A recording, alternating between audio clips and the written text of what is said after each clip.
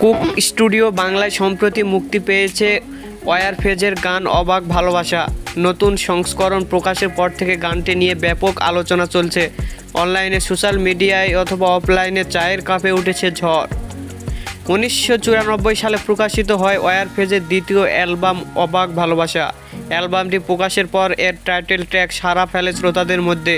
মূল গানটি ওয়্যারফেজের সাবেক ভোকালিস্ট ও বেইজিস্ট বাবনা করিমের লেখা ও কথা সুর।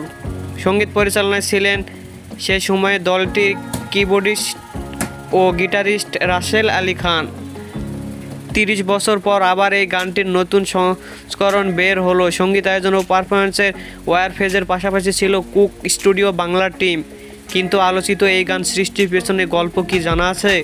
সম্প্রতি একটি গণমাধ্যমের কাছে বাবনা জানান গানটির পেছনের গল্প। বাবনা বলেন, সুরটা আগে থেকে করা ছিল, লিরিকটা আগে মাথায় এসেছিল কিনা এখন বলতে পারছি না, মনে নেই। তখন আমরা বুয়েট থেকে 17 জন মিলে কক্সবাজারে যাই। সেবারই প্রথম আমাদের কক্সবাজারে যায়। দুপুরে পৌঁছে বন্ধুরা সমুদ্র সৈকতে চলে গেল। আমার এক বন্ধু ছিল শুভ, সে তার গিটারটা নিয়ে গিয়েছিল